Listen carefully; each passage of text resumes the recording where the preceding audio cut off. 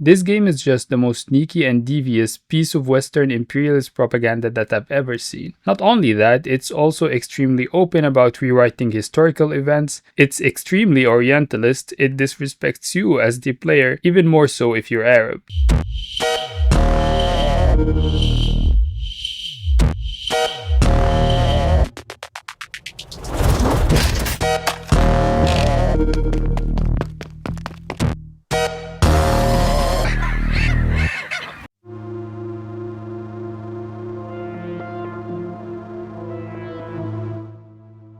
I love Call of Duty Modern Warfare, and I love the iconic Call of Duty 4 as well, the game that inspired this one. Both games are extremely good games when analyzed by any reasonable metric. But every time I play the remake, and the reason why even replaying it for the second time for this video weighed heavily on me, is that this game is just the most sneaky and devious piece of Western imperialist propaganda that I've ever seen. Not only that, it's also extremely open about rewriting historical events, it's extremely orientalist, it disrespects you as the player, even more so if you're Arab. So how am I going to go about this? I will start by discussing the Call of Duty franchise itself, how it came to be and where it is now. I will also discuss the real life events that inspired the events in this game. Then I'll introduce the characters, factions, and the game world at large. After that, I'll go through the entire story in extreme detail, providing what I deem to be necessary analysis, since despite its developers' stated intention to honestly portray the complexities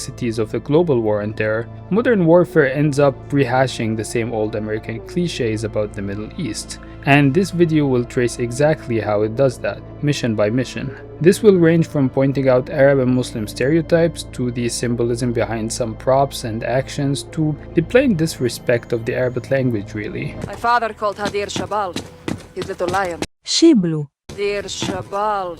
Shiblu. I won't just point out the bad, however, I will also point out the good, an example of which is Farah's flashback mission, but let's keep that to its time for now. This analysis is not going to be entirely from my head. I will also be using some sources, and you will find them in the description below. I will also be referring to the sources from time to time. But there is one point that I'd like to emphasize again up front, however. This game is a good game from a gameplay perspective. This is not a review of the game, this is an autopsy. And I am frankly not sure if anyone will be interested in this sort of video, but if you are, please subscribe. It won't cost you anything, and I'm trying to reach 500 subscribers here, so why not? So with all of that said, let's talk about the Call of Duty series, shall we?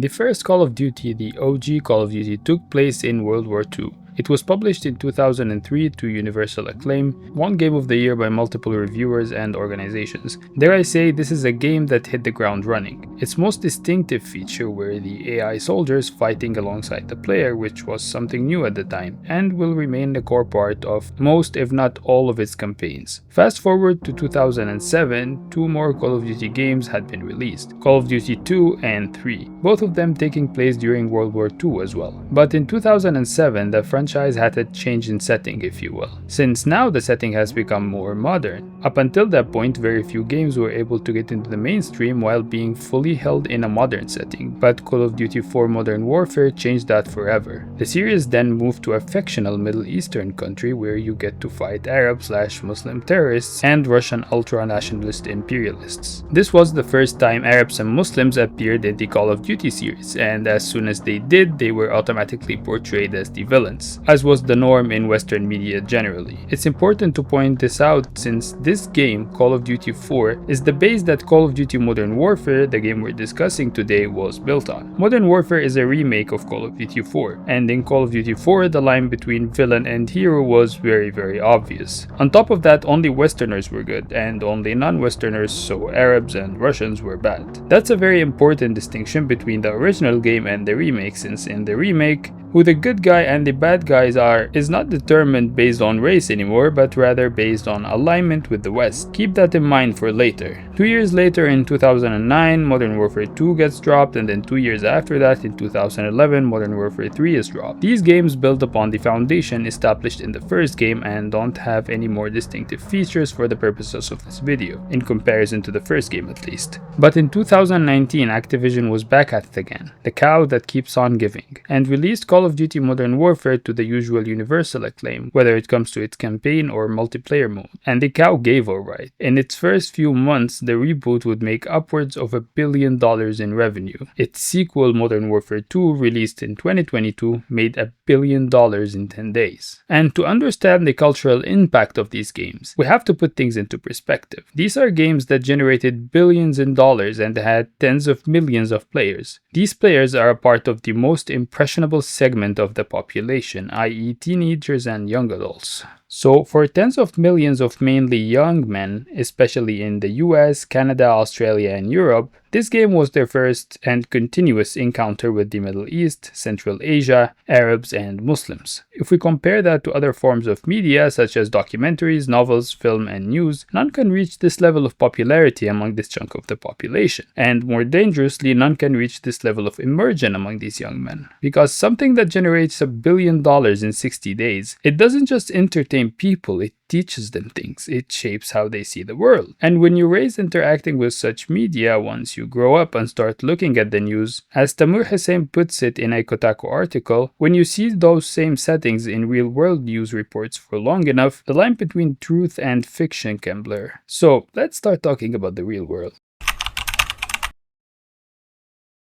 We cannot really understand many of the events taking place in this game without putting them in their place, that place being during the so-called War on Terror. The War on Terror is the setup for the alternate universe where Modern Warfare is set, and it has some very specific characteristics identified mainly by the US and the Bush administration. The War on Terror is not a war between two nations, it is a war against, quote, terrorism wherever it may be found. This of course is an excuse, a carte blanche if you will, that permits the US and its allies to wage war wherever they deem necessary, which in turn gives them an excuse to label whoever goes against the interests of the Epstein class and their allies terrorists. All this so that they can defend their interests wherever they want, but mainly in the Middle East. The War on Terror is also described as a, quote, forever war, i.e. a war that is still ongoing and will always be ongoing. The terrorists will breed more terrorists, and if an entire region of hundreds of millions of people, or better yet, a religion of almost 2 billion people are all terrorists, well, they'll never disappear, and the West will always have their justification for military intervention all over the globe.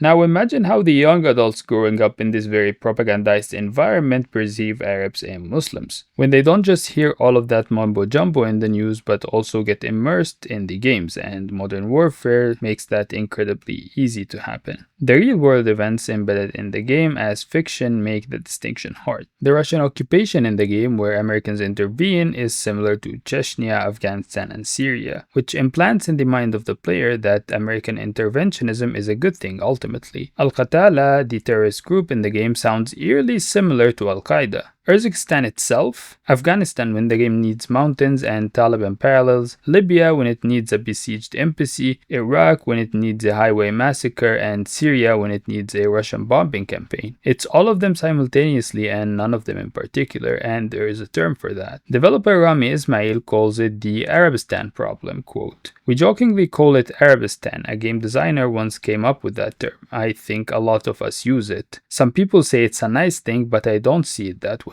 It just means that we're literally interchangeable. Our cultures are interchangeable. From where I'm sitting, it's like, yes, there is a country in the Middle East and it needs to be bombed. That's not an improvement to me, at least have the decency of picking a place then doing it. But by homogenizing it, they can effectively go, no, we don't mean any of the real people, we mean the fictional Arabs that were by default the terrorists. And he is 100% correct. The game's design director, however, has a different opinion, quote. We just didn't want to get wrapped up in the politics of any specific real-world country. And this to me seems pretty fucked up to say, given that, as we will see, the only fictional country in the game is the one one where the Arabs are from. The Russians are from Russia, the Americans are from America, and the British are from Britain. And to demonstrate that further, let us take a look at the main characters of the game.